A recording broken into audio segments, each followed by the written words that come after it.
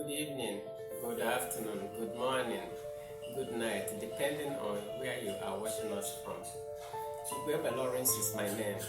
Igweba Lawrence is Senior Consultant, Xylos Group International.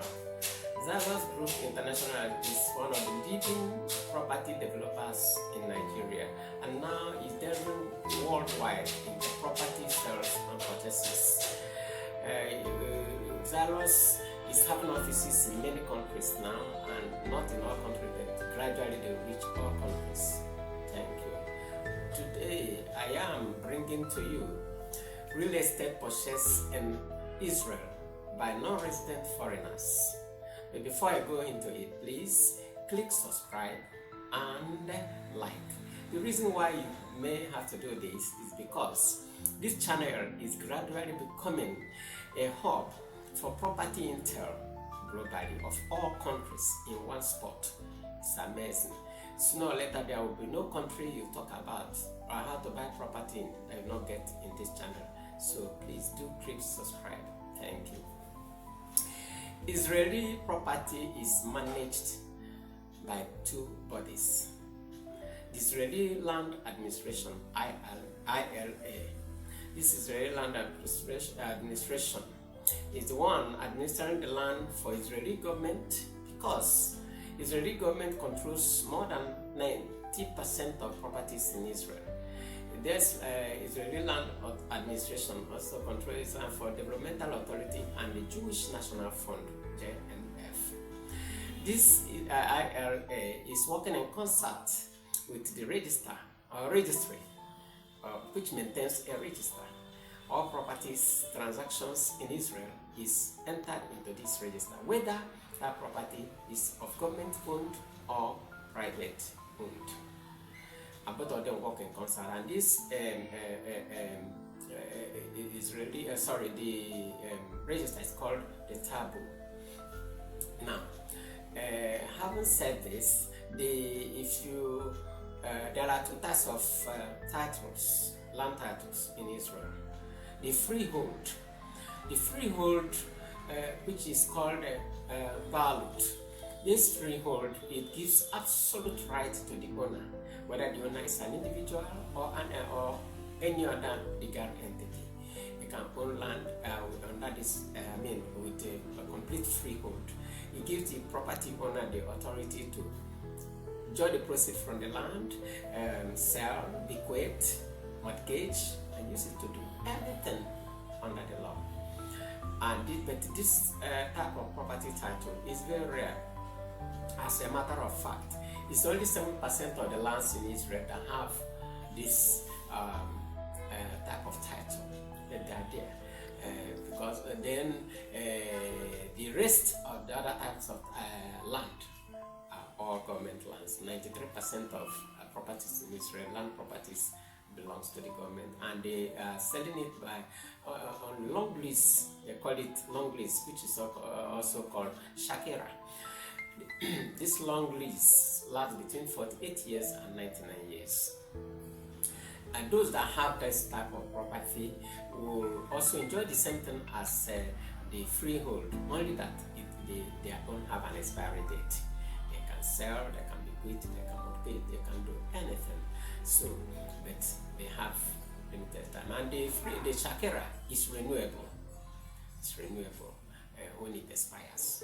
Renew it. Maybe perhaps the government uses it to make some quick income. Now, the steps of a non-resident foreigner buying property in Israel is divided into four. Step one is that you must engage the services of a real estate lawyer or notary who is fast in real estate. You can't do without them because they are the one that will help you to find out which land is which and which is not which.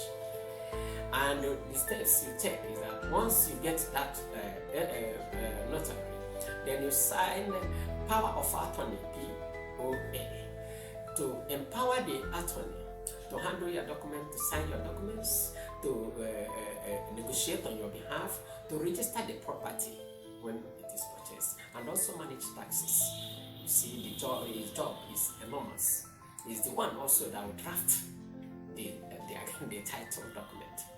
before once it's signed, it becomes a legal document. So you cannot do without the lawyer. Step 1, part B, is that once you are done with that, you move straight to organizing your documents, the proof that I have the right to buy property in Israel, which include the latest bank statements. This is very important because these bank statements also will help you to hedge against money laundering requirements of Israeli banks.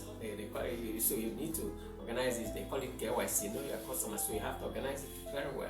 Make sure that all documents you are presenting are valid and that they are not crime-related documents. Because if it is, you don't need a lawyer to tell you what is going to happen.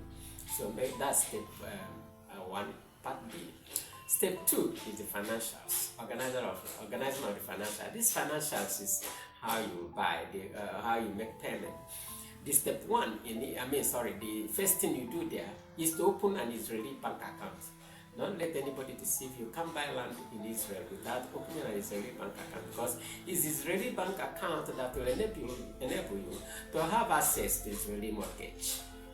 And Israeli mortgage is capable of giving you up to 50% of the value of the property. Okay? But you want to, as a foreigner, you may have to make a larger deposit as well as pay higher interest. The difference between you and Israeli. The third step is getting the land proper. Searching for getting the land and going to do diligence. And here again, your lawyer is vital, because it's your lawyer that helps you to know which document is which land is which and which one is not which. He is the one that knows where to go, how to search and where to search and get the appropriate information for you. He's the one that is going to organize everything that concerns the land you want to buy. You have to do the checkouts and be sure that you are not delving into a reserved land by the government, because that's especially land that are politically sensitive. If you don't know, if you don't have a lawyer, that is where the problem lies. You somehow make payment on land that is politically sensitive, then your money is as good as being completely lost. Bear that in mind. Now, once this is done, and you scale this area, the next and the fourth step is the finalization of the contract, paying the owner, of the purchase. The lawyer have to draft the purchase agreement and then get both of you to sign, both the seller and the buyer to sign this agreement. Once this is done, the lawyer is also the one that will make what they call help you to pay purchase tax. This purchase tax, which is also mass registrar, is property tax. He is one that will help you to make that payment. He makes that payment, and once that is done, he moves straight to registering this transaction in the tab via Israel Land Administration. And once this process is completed, congratulations, you have got the land. Please don't let anybody deceive you. If you don't, if this thing is not registered in the tab via ILA, that transaction is invalid. You are as good as losing that money that have invested. This property purchase tax is about sometimes it's as much as 8 to 10%. Bear that in mind, 10% of the value of the property. Okay. Note the following: that you have to settle the legal person that represented you, and also note of potential capital gain tax on the property in case you want to resell. Bear in mind that there are taxes to pay. And at the moment, does Xelos Group International have offices in Telaviv or in Jerusalem? The answer is no, but we are working towards it. Once we are ready, I will notify you.